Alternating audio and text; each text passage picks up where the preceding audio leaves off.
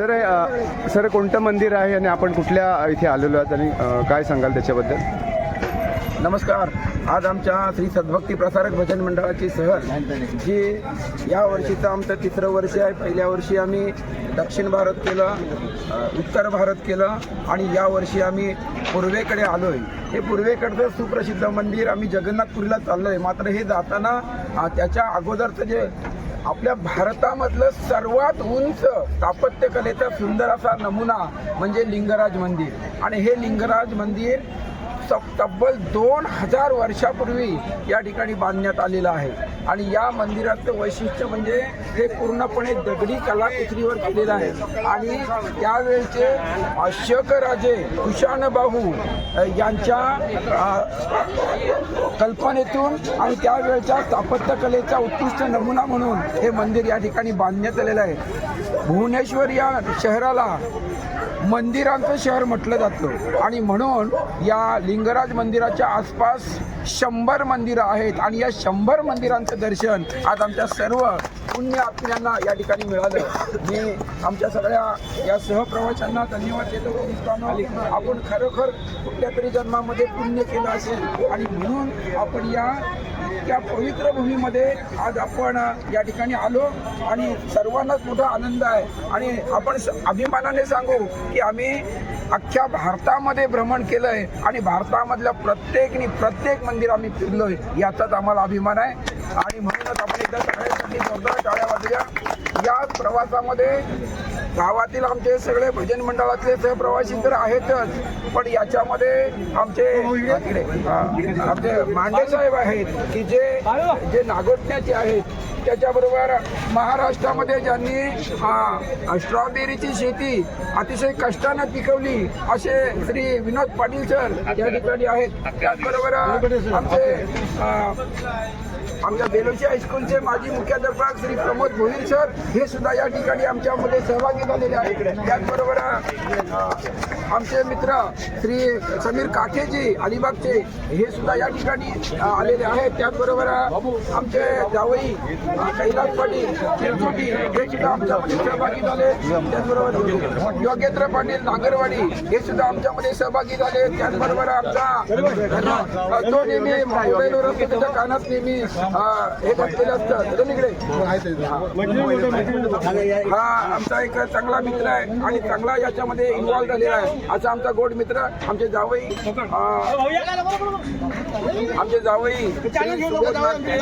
Proprietor मंडप decorator आणि electrician अशा प्रकारची ही मंडळी. त्याचबरोबर आमचे जावई गजानन पाटील हे सुद्धा या ठिकाणी सहभागी झाले. सर्वात महत्वाची गोष्ट म्हणजे सर्वात महत्वाची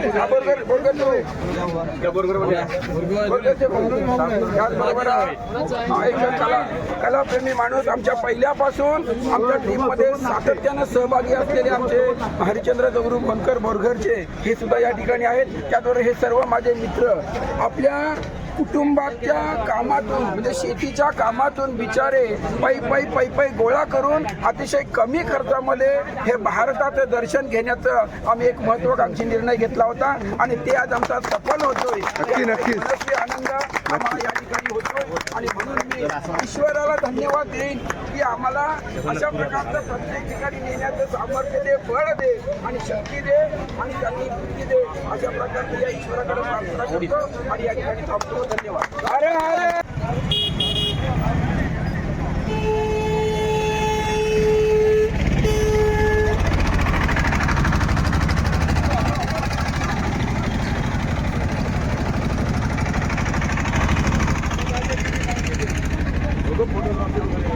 हो हो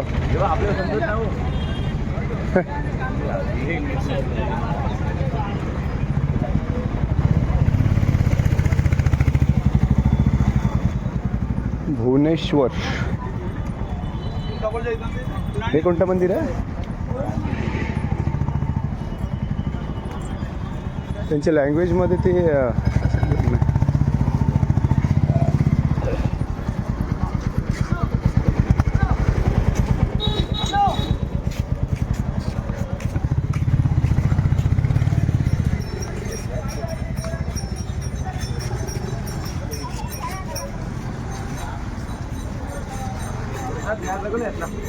प्रसाद जाईल, तो जाईल, तो जाईल.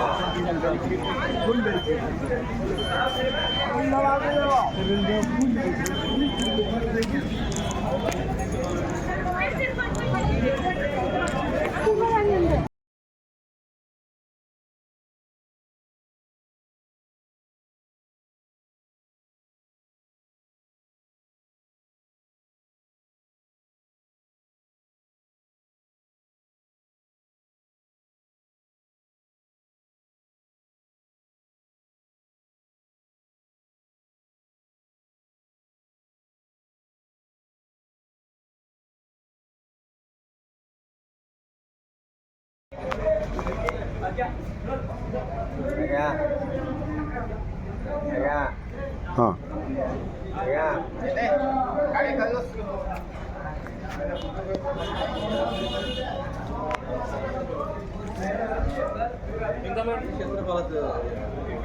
व्हिडिओ करते हां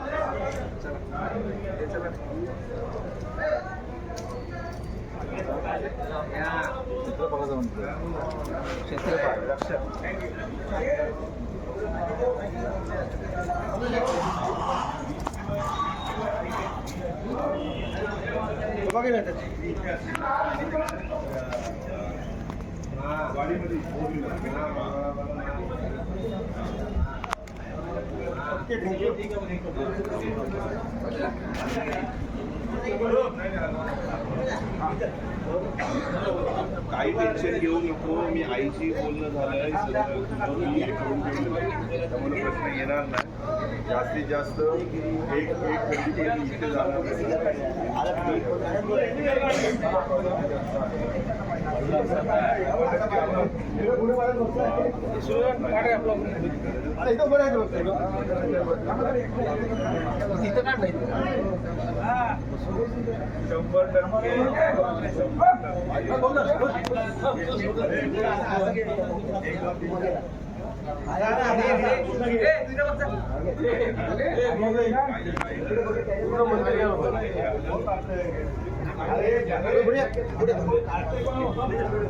माझ्या ह्याच्यात का माझ्या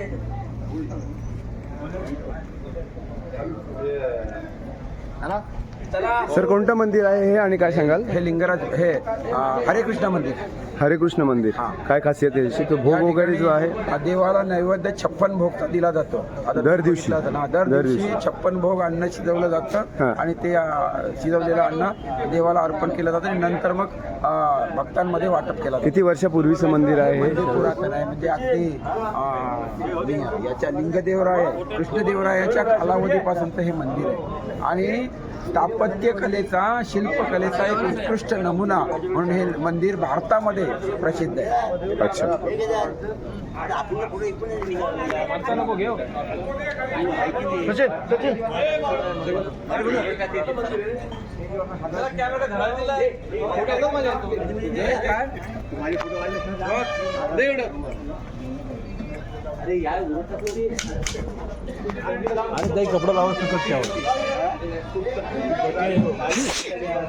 ही तयारी चालली यांची ना, भोग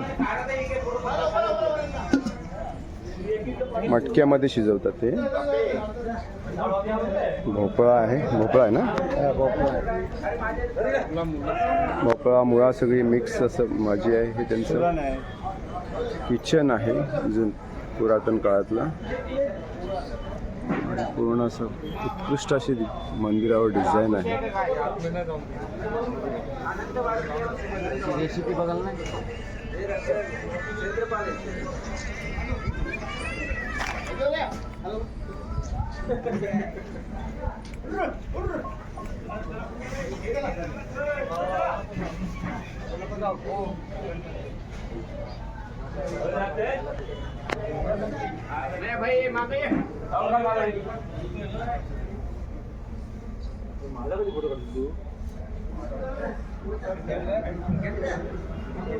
देवदेव त्यांचे छोटे छोटे मंदिर आहे.